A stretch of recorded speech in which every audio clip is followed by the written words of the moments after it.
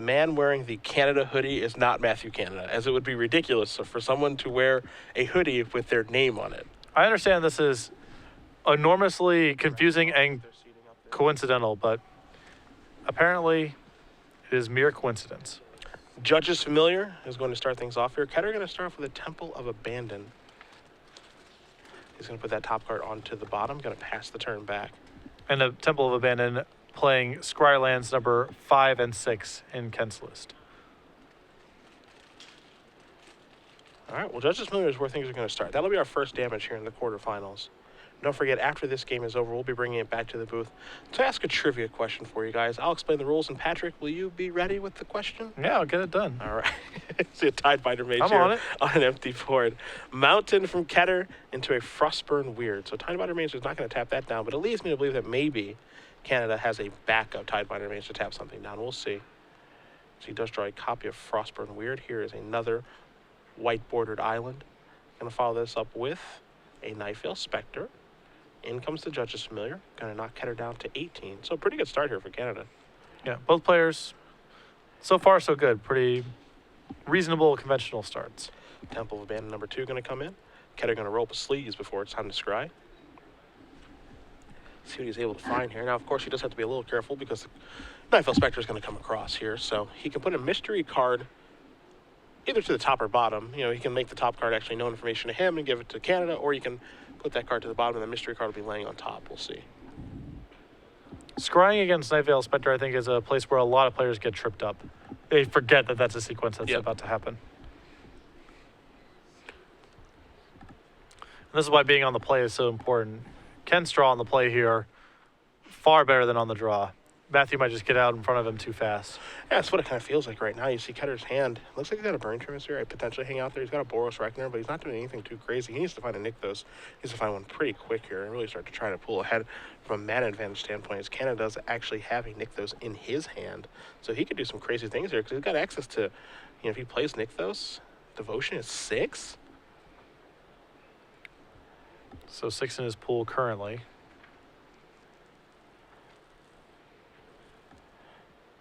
So that's going to be a Thassa, which is alive. And now Oh, Biden. wow. That's a good start to a top 8. My goodness. I mean, you couldn't script it any better than this if you're Canada. No. Top card going to come his way. Mountain's going to go over there. 2 cards are going to come from the Biden, too. This is an insane draw. You see the power of Mono Blue Devotion here. As Ketter's going to take a draw, he draws a Temple of Triumph.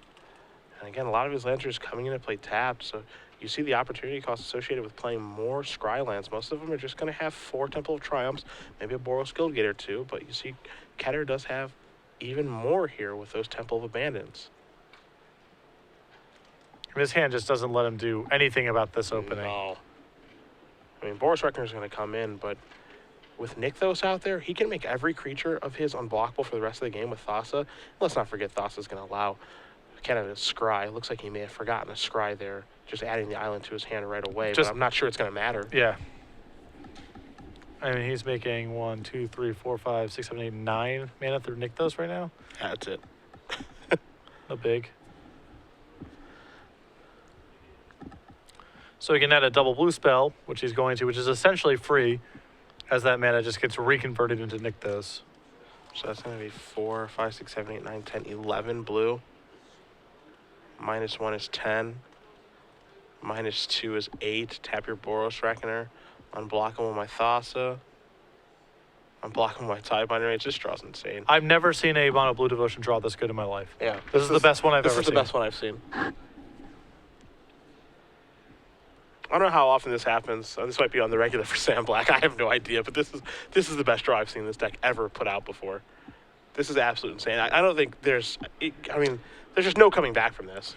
Well, let's think about this. How many Judges Familiars are in play? 2? 2. So if he draws a Nykthos, then he has 5, 6. Yeah, he can't pay for the Judges Familiars with a Mortars. I don't even think he has a Mortars. Yeah, neither do I.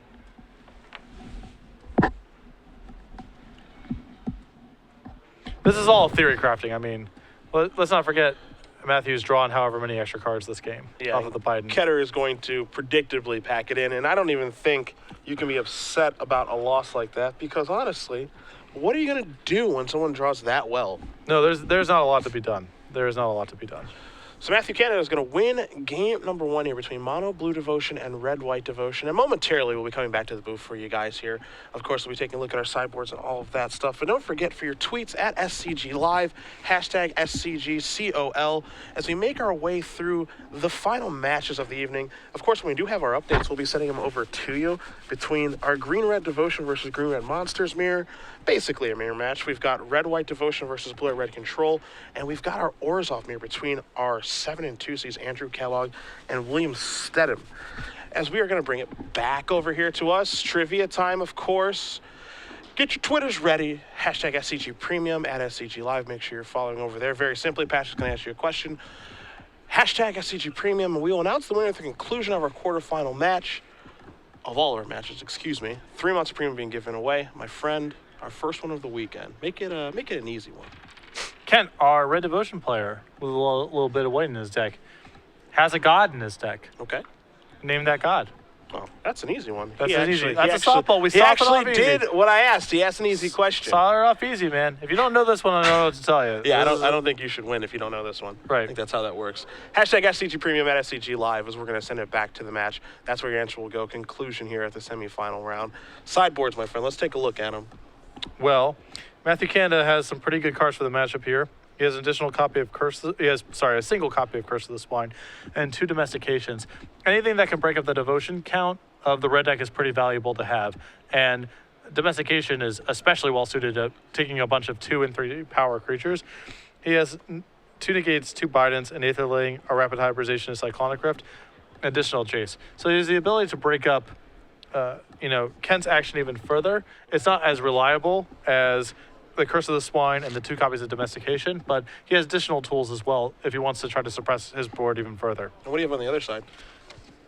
A 4th copy of Chain of the Rocks, 2 Wear and Tears, 2 Assemble Legion, 3 Anger of the Gods, 3 War Leaders Heroics, and 4 Boros Charms. I think you might see him go to the War Leaders Heroics for additional removal. He'll certainly want the other chain. Maybe he wants 2 copies of Wear and Tear here for additional removal for Bidens, but a pretty narrow set of cards. All right, there's your options right there. It looks like we're having some technical difficulties in our match, and with my allergies here, unbelievable. This is crazy. I've had these problems with my eyes all day long, but fighting through it here as we take a look at our 2 players here shuffling up. Canada on your left, Ketter on your right. For Ketter, yeah, all you need to do is hope your opponent doesn't draw that well again. Yeah, and Kent got off to a pretty slow start here. He didn't have Nykthos, no removal spells, so he can certainly do better with his draws, that's for sure. And Matthew can't, it would be impossible for Matthew to do any better. Yeah. Outside of maybe even would Master of Ways made that draw better or worse? Like, I don't even know. Yeah, it's hard to say, but we're splitting hairs here. That was a nut draw. And you can see often, you see the one Nykthos get cut from these Blue Devotion lists, and you can see sometimes why it's awesome, especially in conjunction with Thassa in boards that get gummed down, or if your opponent just doesn't provide any resistance in the first couple of turns, your board builds up, you can make an advantage that just avalanches. You can take control of the game and never give it up. There is a cost, of course. The deck is playing double blue spells on turn 2 and triple blue spells on turn 3. So drawing a colorless land early on in the game can mess up some of your early pacing, but in that spot, you did see the power of the one Nykthos. The one Nykthos is, after playing with the deck, and I've been playing it online with the one Nykthos, I was kind of wondering why it was in there as opposed to just another island. But the ability to actually have a draw like that, I think, is the reason, just by itself, that makes it worth it. Yeah, I'm definitely a conservative deck builder when it comes to mana, and when I have that much double blue and triple blue in my deck, I would look at a list like that. My instinct would be to just remove the Nykthos for an extra island, but I can definitely see one being correct. I think a second one is a really big cost. I would definitely disagree with having a second one, but the first one in spots like that is incredible. No, yeah, I think the one-ups in this deck are absolutely fantastic. I mean, all of them. If people are playing one Cyclonic Rift, one Rapid Hybridization, one Nykthos, one maybe Counterspell kind of floating around, one Domestication in the main deck. Oftentimes when covering this deck you're playing against it, the 1-0s are the cards that are just really kind of blowout city that you can't really do about. They exist, but what can you do about that 1-0? Nothing, realistically. Right, the deck can only play so many cards like that because it's a devotion deck, it needs to have its permanence. It's a beatdown deck, it needs to have an efficient curve, but the 1 and 2 of, tricky cards that you just referenced have enormous upside. And that was a single Biden. That's in Matthew's That was a single list. Biden? That's the single Jeez. Biden.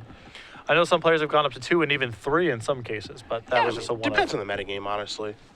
If there's a lot of mono black floating around, it's obviously fantastic. Other control decks. It's got to be nice at the fact that you actually do get to start at least one of those, though, because it is such a game-altering effect. Looks like both players are ready to go. We're going to start with the Temple of Triumph here.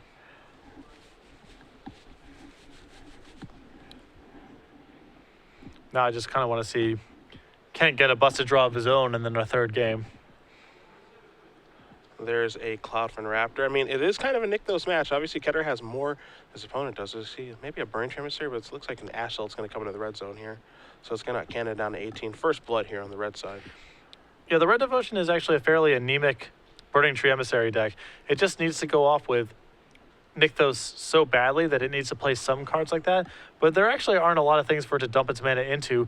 Red-green doesn't allow it to cast very much because it's all red mana symbols. But to go off with Nykthos and to enable cards like Fanatic of Mogus, you just need to have some stuff like that. Well, let's see what the follow-up's going to be. It looks like Ketter's got a pretty good hand here this game. Not to say his hand was bad last game. He was just outclassed last game. He was playing with normal Magic cards at a normal Magic pace last game. That was not what Matthew was up to. Boring. Why would you do that when you can just play unfair? I guess that's what Ketter's probably done over the course of this weekend, though, with Nykthos. Said he's drawn it a lot. There's a Burning Tree Emissary. Trigger, another one. All right. Yeah, might as well just, sure, mortars that. Get that thing out of the way. Aggressive use of the mortars there could be a little dicey if there's a rapid hybridization hanging out in Matthew's hand, but not that many in the list. Just appears 2 in the main and 1 additional copy in the board. All right. Canada's going to go to 16. Now, Canada does get the opportunity here to play a Nightveil Spectre, if you'd like. I think that's probably the best play just because it attempts to be the brick wall, and it works its way towards making Thassa better. So that's what he's going to cast. Or Ketter's going to take a draw step. He has a Fanatic of Mogus in his hand. He does have a land, too. Did he bring in Anger of Gods? It looks like that's what he drew. Not so good right now. Fnatic is. So that's going to be 1, 2, 3, 4, 5, 6, 7-point fireball to the face. Canada's going to go down to 9 from that. I'm not really that big of a fan here of saying go because there's so many domestications in Matthew's list post board, and him getting to take an untapped creature is pretty bad as you see domestication. Him getting to take Ash Cell is kind of a nightmare, right? Yeah. Even though, it's not great to lose one of your creatures, you do knock Matthew down to 5, which makes it future Fanatic lethal.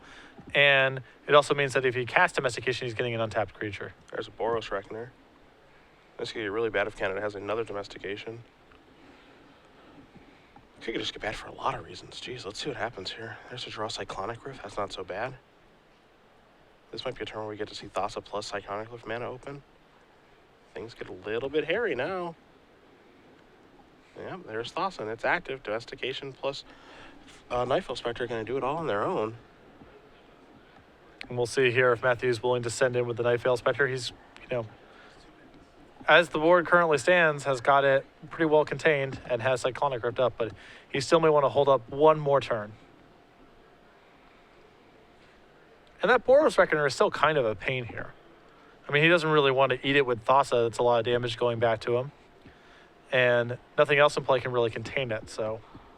Yeah, I mean, we might just see a very aggressive Reckoner. Perforos to draw. Oh, boy. Not bad. All right, so now the Red God comes into play.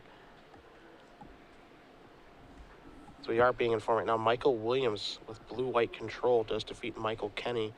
Or excuse me, up a game. I apologize. The 6 seed is up a game over Red-White Devotion, which we thought was going to happen. Yeah.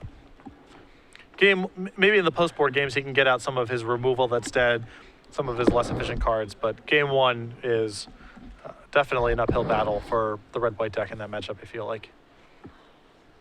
island here for Canada. He's 1 mana away from a overloaded Cyclonic Rift. Not to say that that's going to be great, but it is something to keep in mind here. I mean, Ken has a lot of pressure between Reckoner and Perforos. Even if he does nothing else next turn except untap and attack with those two, that alone might be enough to induce a Cyclonic Rift. And of course, Ken has plenty of other creatures to work with as well. And you just have that mana to actually activate Porphyros right now too. Things are actually getting kind of tough here for Canada. There's 3 mana. What's this going to be? Another Copy Nightveil Spectre. That resolves, of course. Going to evolve the Cloudfin Raptor. What you're going to see here, though, is it looks like these creatures. Looks like that's going to go unblockable, huh? All right. It looks like Ketter's got a really good attack. Heaven forbid he draws a Nykthos. Chain of the Rocks. Also an excellent draw here. We're looking at a lethal attack here. I think we're close, right? Yeah, remember that he can Chain of the Rock and activate Perforos this turn, which allows his Burning Tree emissaries to attack into 2/3s. So he could, for example, Chain of the Rock the Ash Zealot and then send everything. He also has Anger the God in his hand, which is oddly, you know, it's kind of a symmetrical Wrath right now, which might play into things as well. But so let's see what happens. Okay, so if he Chain of the Rocks, let's say Ash Zealot, there are 3 blockers. 3 biggest creatures are Perforos, Fanatic, and Boros Reckoner. So that means that the 2 Zealots would come through and be 6 points of damage, and then Reckoner, because of its ability, would deal. He can't block the Reckoner. Basically, it has to be he has to let Reckoner and Burning Tree through. Okay. So he has to just chump block a bunch of stuff. Now, of course, Ketter would lose some things in that exchange, but yeah, that's okay. He's also in that world, still living in a world where next turn he can Anger the Gods to kill his own Boros Reckoner and deal lethal, assuming that a certain number of the creatures connect here. But since he's on chump blocking detail anyway, I would probably just chain the Ash Zealot because that can go in front of the Fanatic and survive. Everything else just has to, in essence, chump or trade. All right, let's see what he chains. All right, so Ash Zealot's the choice.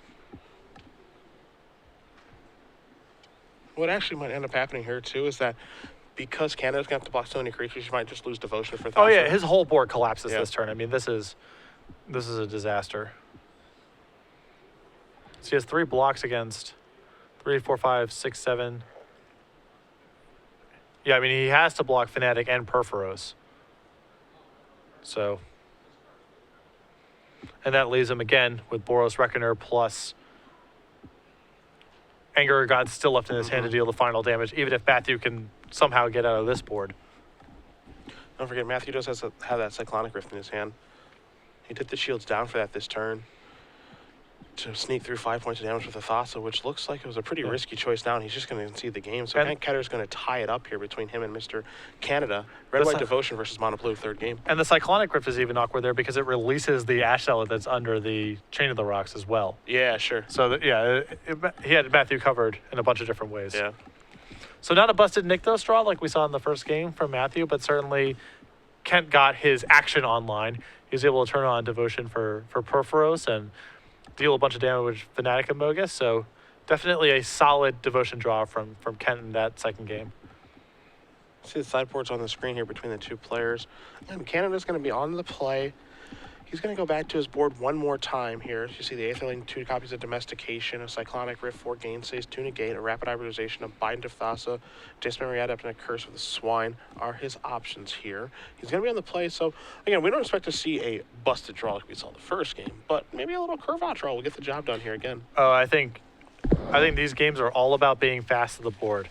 I think even your powerful hands, if they're slow, aren't really capable because once someone's out in front of you, it's really hard to catch up.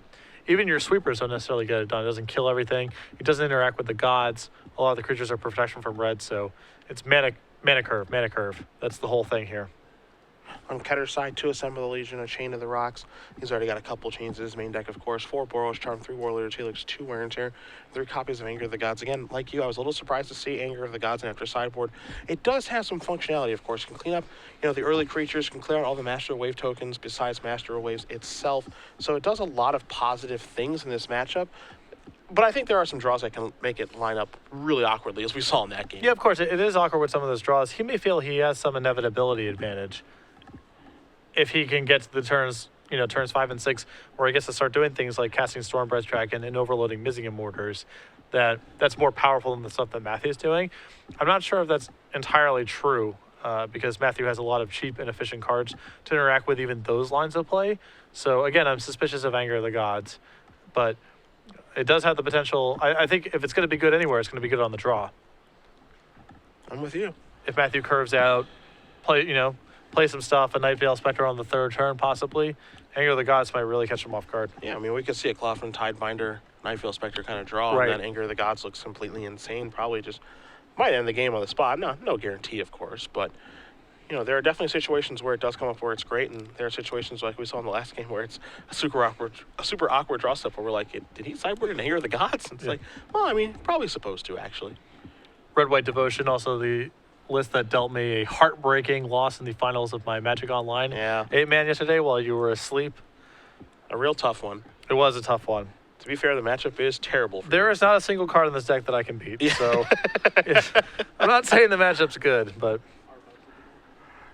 We get a quick update here. Our Bob with Green-Red Devotion up a game over Jason Hall playing Green-Red Monsters. Not too much of a surprise there, as the Devotion deck is basically goldfishing against Red Monsters. Not a lot of disruption in the first game. Post-board, it gets a little different. I would still rather be on the Devotion side of the table, but game 1 on the draw. Good luck.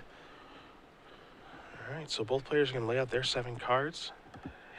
See Ketter, a chatty cat here. Happy to be in the top 8. Does have an invitational invite now, so congratulations to him. And remember, the invitational is coming to Columbus this year, correct? Yeah. There's going to be one in Columbus in Season 2. Season 1 will come to Charlotte first, then Columbus, then New Jersey. Then we'll come to Seattle. Nice. So that should be fun. One in Seattle I won't have to go too far from. Yeah.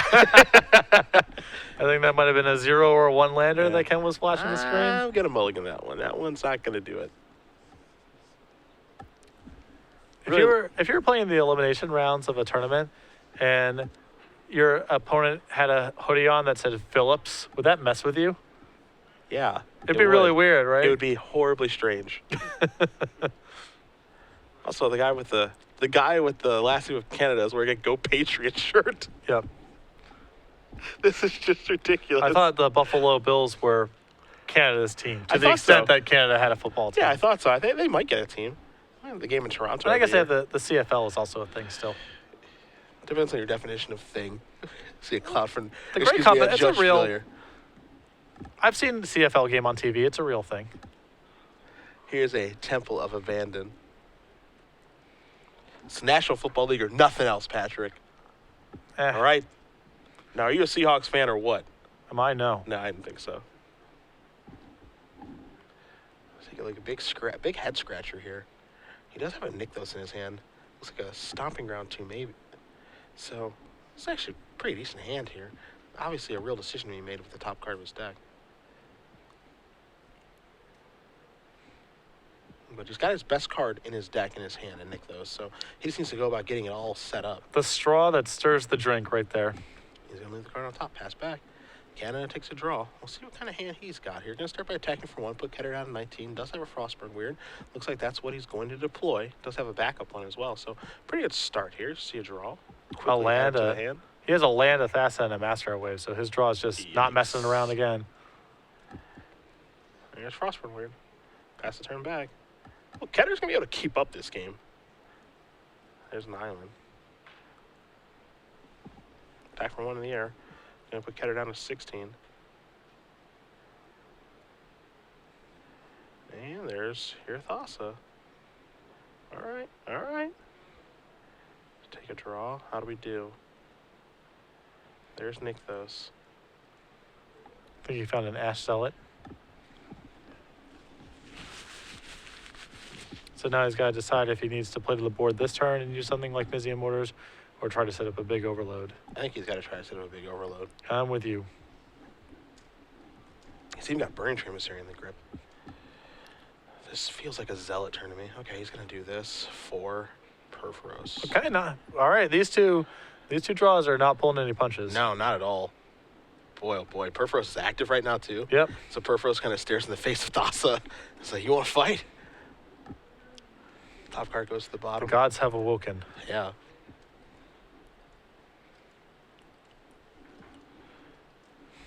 Boy, oh boy, oh boy.